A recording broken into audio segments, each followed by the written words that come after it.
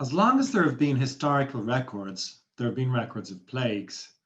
And as long as there has been literature, we've had plague literature, writers who have responded to living through epidemics. But even in prehistory, before written records, we know that outbreaks of contagious disease were one of the reasons that tribes used to turn on their chieftains.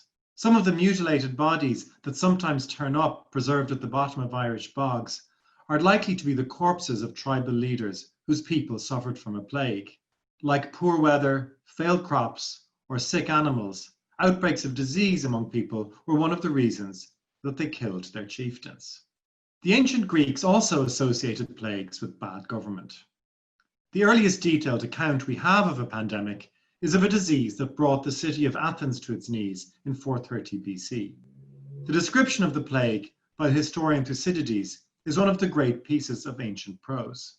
Thucydides' account is a factual chronicle of the events, how the plague came to Athens, how it spread, how the people of Athens responded to it, how their enemies responded to it, and how it ended.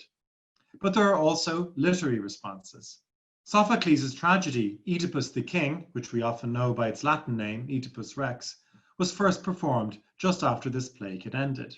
The play doesn't address contemporary concerns directly, but it's clearly a response to the plague of Athens. The play opens with a fictional plague, which is ravaging Thebes, the city which is ruled by Oedipus.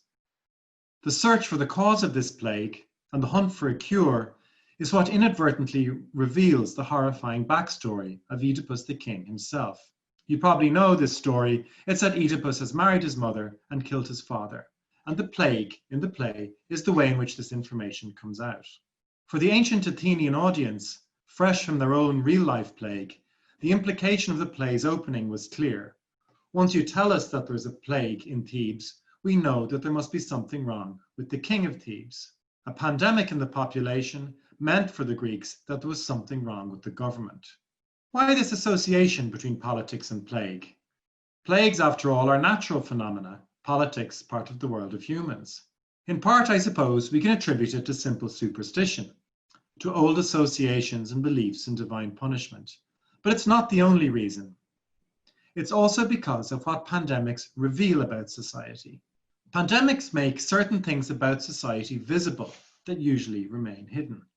In a time of plague, certain things which societies usually take for granted become difficult to arrange. The provision and distribution of food, the rearing of children, participation in ceremonies such as weddings or funerals, travel. For this reason, plagues expose hidden weaknesses in society.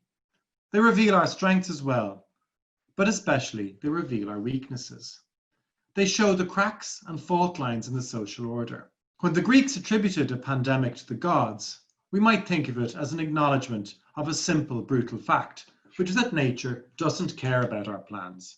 Nature doesn't mind if it rains on our wedding day. It doesn't mind if our vacations are cancelled. But plagues also reveal the true nature of our plans and ambitions, things that are secretly underlying them. As regular life becomes difficult to carry out, flaws in the machinery of society become suddenly visible. It might be, in part for this reason, that literature produced after a plague is often particularly insightful. Literature produced in the aftermath of a pandemic does not just tell us what it's like to live in the midst of a contagious disease, it also offers a special type of insight into human beings, into our social, political, and psychological worlds. The English writer Daniel Defoe is probably best known to you as the author of Robinson Crusoe or Moll Flanders.